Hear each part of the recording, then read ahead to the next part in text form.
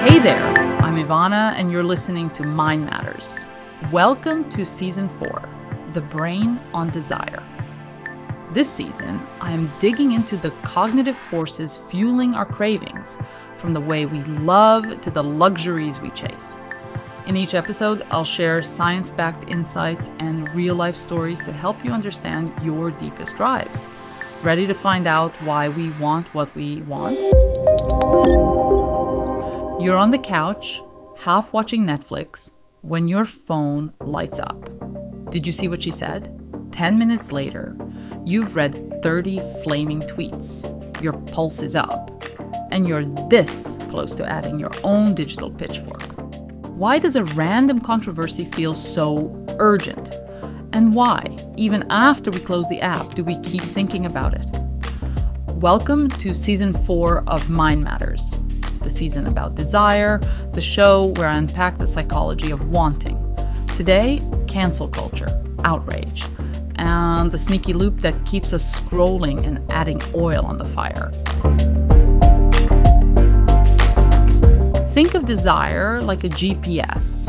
It tells you what's worth moving toward. This way, something good lies ahead. Throughout history, that arrow is tuned by millions of years of evolution. Warmth signals safety, sweet smells signal calories, friendly faces signal belonging. But open your favorite app and the compass starts spinning like it's lost true north. That's because social media platforms quietly rewrite the map. Instead of leading you toward shelter or sugar, they flash moral dilemmas, fresh scandals, scorching ideas, the digital equivalent of a fire alarm down the hall. A neurologist might call it salience hijacking, but I prefer the simpler image. Vegas-style slot machines lining your brain's highway, each one blinking, pull me, something's about to happen. Here's why the trick works.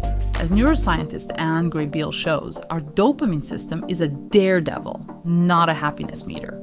It explodes before the payoff, in the short time when the outcome is uncertain. Casinos engineer that before moment with near misses on the slot machine. Social media platforms do it with outrage. Just when you think the feed has calmed, a new accusation pops up. Did you hear what that comedian said in 2011? Your brain perks up, possible norm violation detected, and the dopamine tap opens. Notice, you haven't even clicked yet.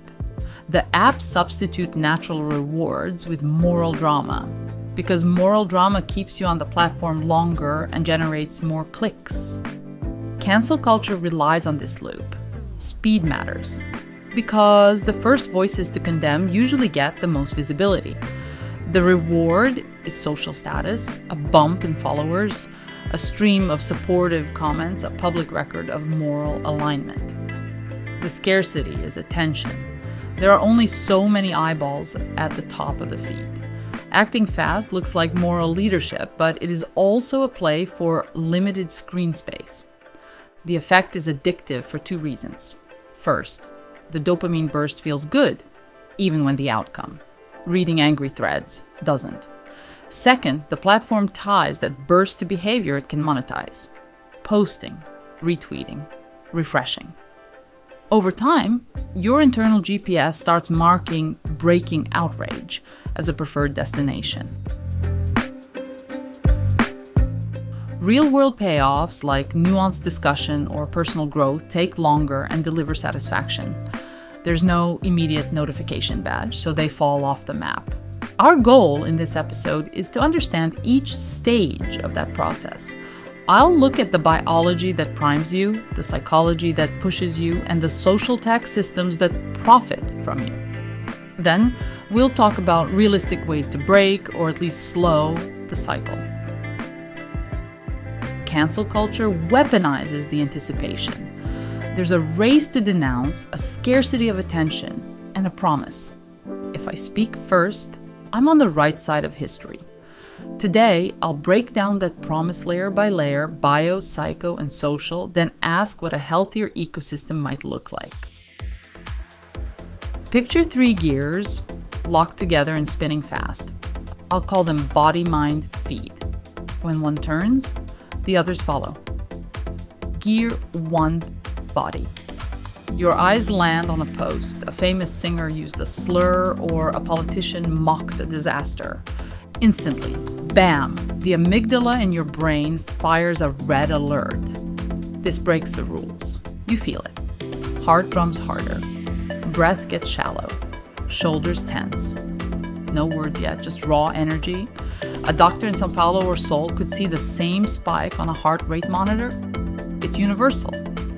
Gear 2, mind. A fraction of a second later, the thoughts arrive. Whoa, people are angry. If I stay silent, maybe I look guilty too. That line of thinking is fear of missing out. Social proof kicks in. You see 10K angry comments. Your brain treats that number like a giant neon arrow. Join the crowd. Wang's 2024 study shows this urge is strongest in teens, but grown-ups feel it too. Remember the early days of Me Too? Survivors in Mexico tweeted, #Yo también. Each post made the next one easier because silence felt riskier than speaking. Gear 3, feed. Now the platforms kick in. The moment you like, share, or even hover, the algorithm says hot content detected, boosted. On Twitter, now X, a post with moral words like outrageous, shame, disgust is 20% more likely to go viral, according to research.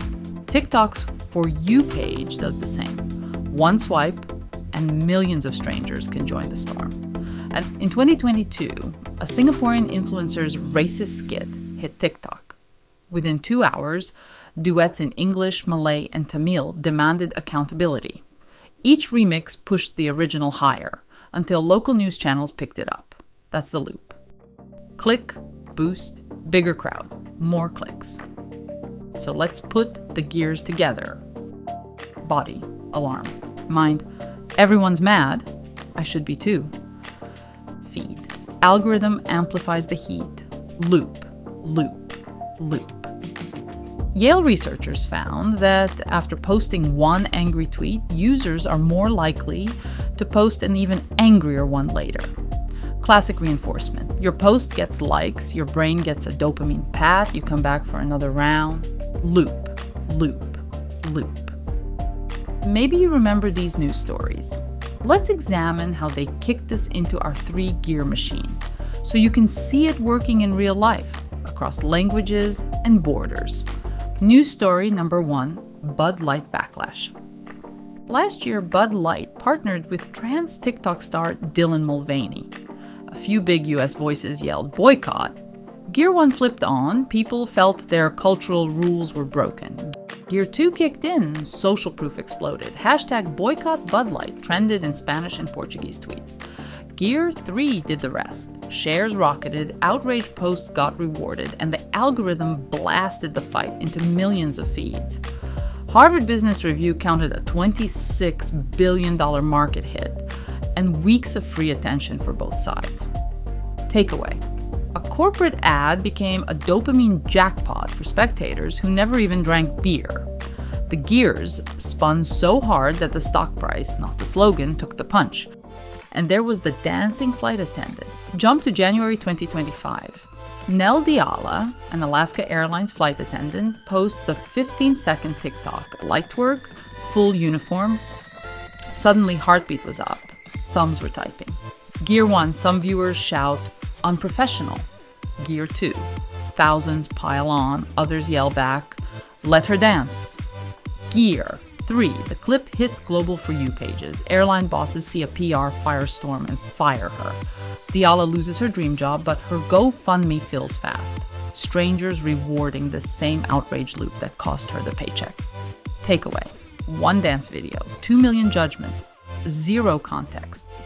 The gears don't ask if the punishment fits, they only know clicks. Time to zoom in. Past tweets, past fingers on keyboards. Straight into the wiring inside your skull. Biology can feel abstract, so I'll keep each stop on the tour simple and concrete.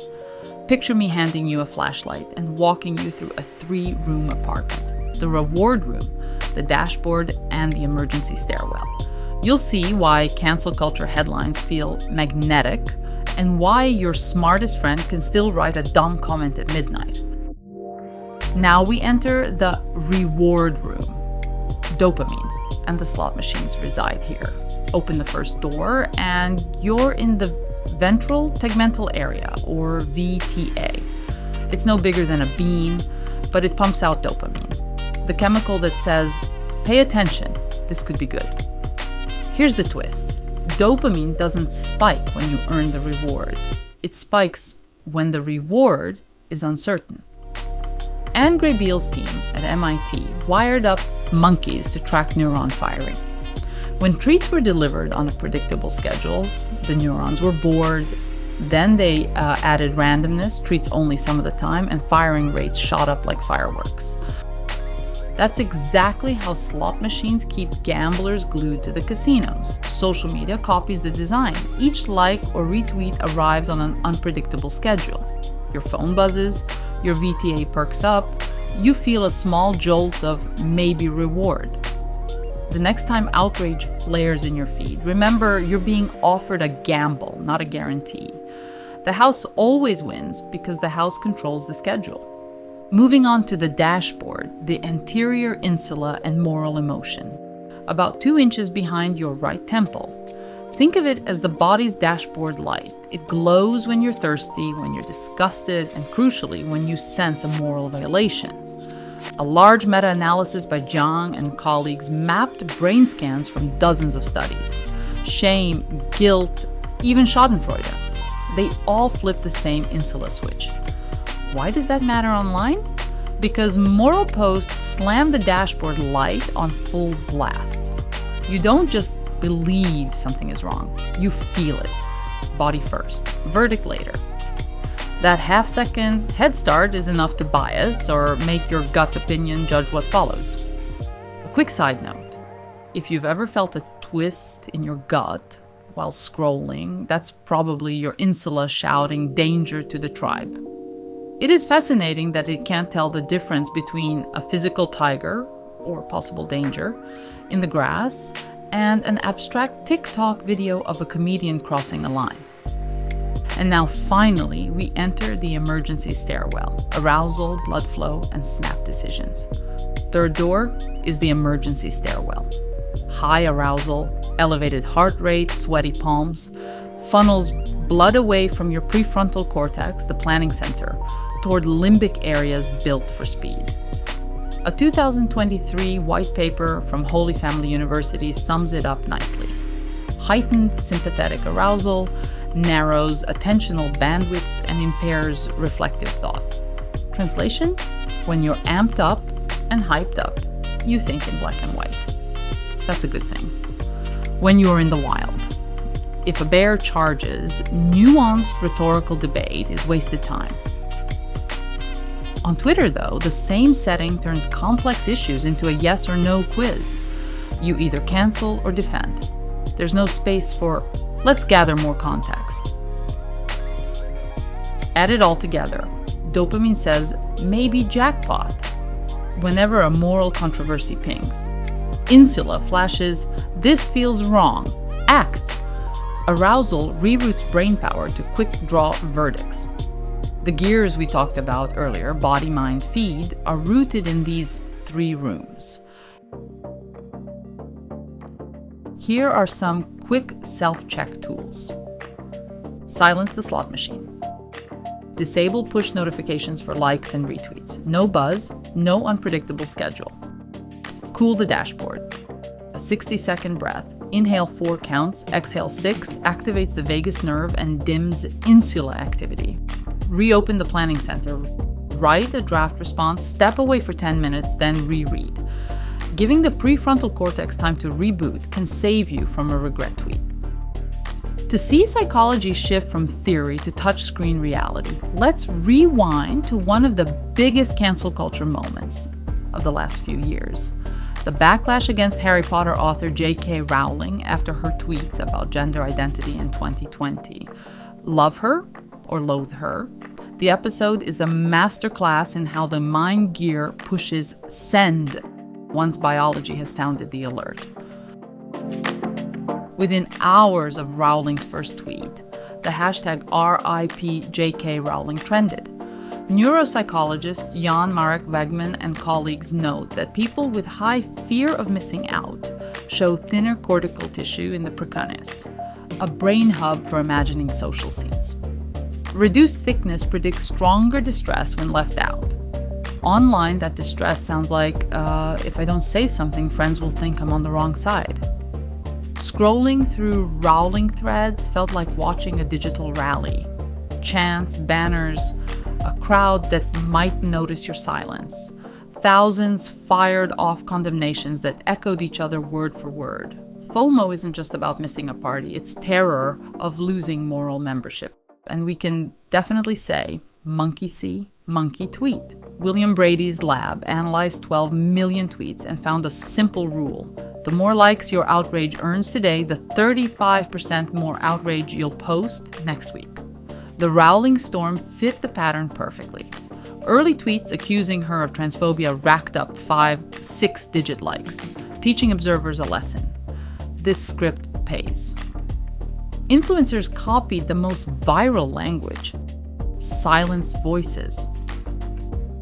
Blood on her hands.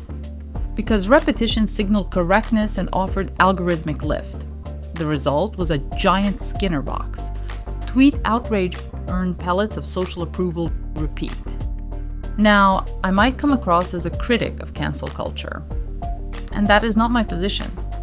I want to point out that critics of cancel culture sometimes miss an uncomfortable fact. For marginalized communities, public call-outs can feel powerfully validating. A 2023 paper in Frontiers in Psychology calls it collective status compensation. In the Rowling saga, many trans people and allies tweeted personal stories. Bathroom harassment, medical gatekeeping, gaining thousands of new followers overnight. Visibility, at least temporarily, felt like justice finally served. Those micro rewards don't only boost the speaker. Bystanders see the follower counts ticking up and think, maybe I should join. It's working for them. Status, once a slow climb, publish articles, speak at rallies, now comes instantly through a single fiery post. But then, what happens when the high outlasts the joy? Addiction researchers Kent Berridge and Terry Robinson warn that wanting can soar while liking sinks.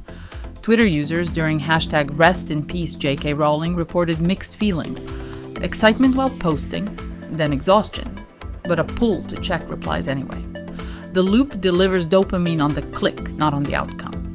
Look at Google Trends. Searches for Rowling trans were 8 times higher in the days after the backlash than before. Book sales? They barely dipped at first, then rebounded. Public outrage gave the brand fresh oxygen, a classic miss-wanting boomerang. People wanted the pile-on, but few enjoyed the aftertaste. Friendships frayed, timelines turned toxic, and Rowling doubled down, publishing a 3,600-word essay that reignited the fight. Everyone was tired, nobody logged off. Notice how none of these processes require bad faith. You can be sincere and still get swept up. The mind shortcuts, avoid exclusion, copy the successful, savor approval, were forged for small tribes, not global news feeds. So, what can we steal back from this loop? Delay the send. Draft your tweet, set a 5-minute timer. Cooling time cuts knee-jerk posts by up to 20% in lab studies. Count the gains. Ask, am I adding anything new? If the answer is no, but I'll get likes, step away. Diversify the diet. Follow accounts that disagree respectfully. Exposure to mixed views reduces FOMO because you're never fully inside any one camp. Zoom out on metrics. Hide like counts for a week. Instagram found that users who toggled the feature reported less stress and more enjoyment. Rowling's story will remain an example to all of us. That part's out of our hands. What is in our hands, literally, is the phone. The moment your thumb hovers over post, psychology is in the cockpit. Knowing the buttons it pushes won't end cancel culture, but it can stop it from flying your brain on autopilot. To see how the social tech gear makes outrage profitable, let's fast forward to a night that hijacked every feed on Earth. March 27th, 2022. The Oscars slap. One unscripted smack, 45 million tweets, and proof that the platforms don't just reflect culture. They remix it for maximum return. Act 1. Engagement velocity. Did that just happen? ABC cut to commercial, but Twitter, TikTok, and Reddit were already boiling. Why so fast? Because algorithms rank posts by engagement velocity. How many likes, comments, shares per second? A shaky smartphone clip of Will Smith yelling, "Keep my wife's name," hit 5K retweets in 3 minutes. That velocity catapulted the clip into What's Happening panels worldwide. Science Direct's 2023 review calls this algorithmic scarcity. The system spotlights whatever is newest and loudest, making it feel like a once-in-a-lifetime moment you must witness right now. Scarcity, created from thin air. Result, a global audience of maybe 5 million TV viewers became a social media audience of hundreds of millions within the hour. The slap turned into digital FOMO gold. Act 2. Now the design kicks in. Instant megaphone for hot news. Duet on TikTok, split screen reaction video in 2 taps. Stitch, clip the exact 5 seconds you want. Inject your commentary. By midnight, TikTok served a buffet, body language experts, amateur legal analysis, and comedy bits recycling Chris Rock's face.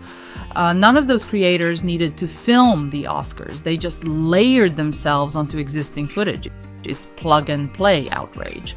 A leaked Slack screenshot later quoted a TikTok engineer explaining why they pushed slap videos. High rewatch time and high repost. Algorithm candy. Translation: more eyeballs, more ads, more revenue. Act 3. Moralized language, virtue, goes viral.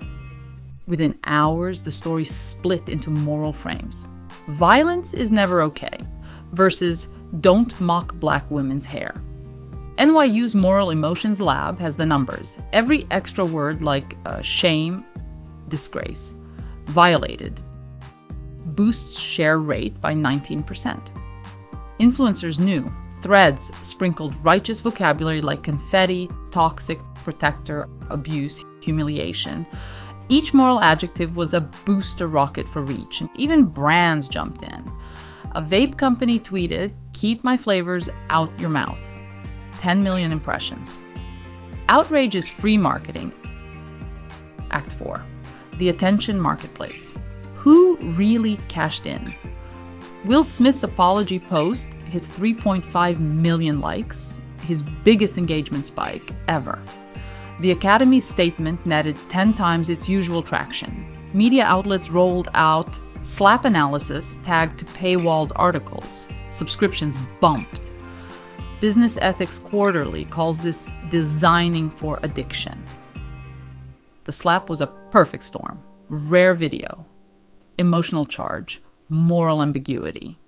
Platforms squeezed it for 48 hours, then pivoted to the next crisis, leaving users wired and mildly queasy. Classic post-binge crash. Act 5, false urgency and the 24-hour window. A TikTok insider told Wired that trending lists create false urgency. If you don't post within the first day, you're invisible. Creators felt it. Some admitted on Discord that they hadn't even seen the live broadcast. They simply woke up, watched the clip, and rushed a take to catch the wave. Scarcity was baked in. Post now, or miss the algorithmic bus. Act 6, the downstream fallout.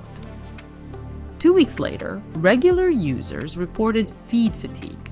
Mental health app Wysa logged a 12% uptick in overwhelmed check-ins tagged social media. Meanwhile, the Academy sold out ad slots for the 2023 Oscars, months ahead of schedule. Controversy had proven to be a ratings magnet. Platforms, they updated nothing. Why would they? The slap validated the revenue model, engineer urgency, amplify moral drama, harvest attention. Let me sum up the takeaways. Velocity does not mean importance. Just because a clip is everywhere in 10 minutes doesn't mean it ranks high on your personal values list. Design shapes emotion. The easier the react button, the faster anger outruns nuance. Moral words travel farther, so pause before you add one. Ask, am I lighting a signal or a bonfire? Scarcity is manufactured. The conversation will still be there tomorrow. The platform just hopes you won't test that claim. So, that's the wide-angle view. The algorithm stoking urgency, the buttons that make anger a one-click habit, the business model that keeps the fire burning. But if the social tech machine is the storm cloud, what does the lightning feel like when it hits the ground in real world? Alexander Rogers was 20, a materials science student and vice captain of the Corpus Christi Boat Club. As in January 2024, an unsubstantiated allegation of sexual misconduct began circulating in WhatsApp groups. Within a weekend, his social circles stopped speaking to him. Some classmates blocked him on every app. At the inquest, the coroner called it informal cancel culture that left Rogers ostracized and isolated. Over the next 2 weeks, his lecture attendance halved, and friends later told the Times he looked haunted in the dining hall.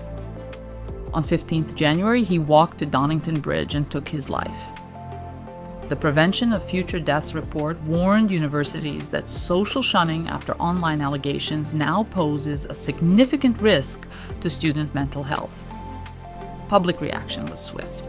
Student unions demanded tighter safeguarding, while free speech groups blamed a Twitter mindset on campus. The UK Department for Education has opened a national inquiry into peer-led ostracism and suicide. Oxford, for its part, launched mandatory workshops called Repair Culture Fridays that teach evidence-based apology, due process basics, and how to reintegrate someone who has owned a mistake. Early attendance was patchy, but by end of term the auditorium was full. Several of Rogers' former critics co-led sessions. A tutor summed it up. We realize justice without restoration is just another kind of exile. Now jump to July 2023. YouTuber Colleen Ballinger, better known as Miranda Sings, boasted roughly 19 million subscribers, a live tour, and brand sponsors ranging from ZocDoc to OneSkin. Then multiple former teen fans posted receipts of years-old private DMs and GIFs that felt, in their words, creepy and exploitative. Allegations of grooming rocketed across TikTok. Ballinger answered with a 10-minute ukulele song titled Hi, a sarcastic non-apology that hit 11 million views in a week. Engagement velocity sent the clip to trending tabs worldwide. Stitches and duet reactions mushroomed. Sponsors left her within days. Her Miranda Sings tour was cancelled outright. Here's the twist. While revenue from tickets vanished, her channel analytics told a different story. Social Blade estimates showed a net gain of about 160,000 subscribers between June and August. YouTube, not the victims, banked the extra cash. Ballinger eventually posted a sober follow-up vlog admitting the ukulele song was really embarrassing. Ego took over. But the algorithm had already squeezed every last view. When outrage is the currency, even tragedy or misconduct becomes a monetizable asset. The lesson is brutal but clear. If we don't build repair culture into our digital spaces, the markets of engagement will keep rewarding the opposite. We've walked the whole circuit: body alarms, mind shortcuts, algorithms with a cash register attached. The question is no longer, why does cancel culture feel irresistible? It's What do we do with that knowledge? Think of a 3-stage dimmer switch. Slow the click, steady the pulse, shrink the megaphone. Each stage targets one layer of the loop. Yale's Outrage study found that a simple 30-second, "Are you sure you want to post this?" prompt cut down angry tweets by about 15%. You don't need Silicon Valley to bless this. Free browser extensions like Block Party already add delay buttons. The goal isn't censorship, it's a speed bump. Time for the prefrontal cortex to wake up before the thumb commits the rest of you. Facebook's 2022 US election pilot quietly downranked posts tagged toxicity probable.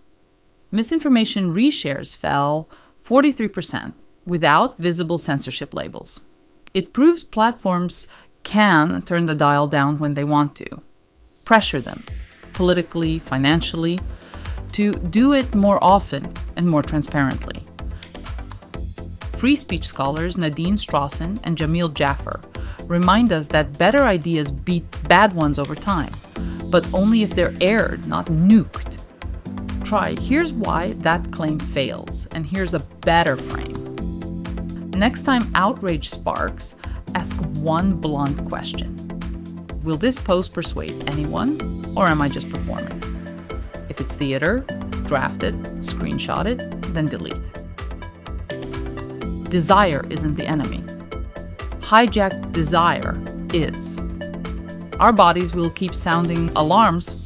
Our minds will keep shortening the path to status, and the feed will keep selling both back to us as entertainment. The work is to rewire the loop, slow it, cool it, aim it, so outrage becomes a tool, not a habitat. Desire isn't just about romance or craving a cheeseburger. Sometimes it's the itch to punish, to belong, or to be seen on the right side. Cancel culture feeds that itch by making outrage feel scarce, urgent, and rewarded. If today's episode sparked an aha moment or a healthy dose of skepticism, share it responsibly. Until then, breathe, fact check, and let the pitchfork stay in the shed for one more day. I will link all the studies and references in the show's description. If you found this discussion insightful, please consider sharing it with friends, family, or colleagues. Let's keep the conversation going about how we can make this affluent corner of Europe a healthier, more equitable place for everyone. Until next time, remember, your mind matters, and taking care of it is the best investment you'll ever make.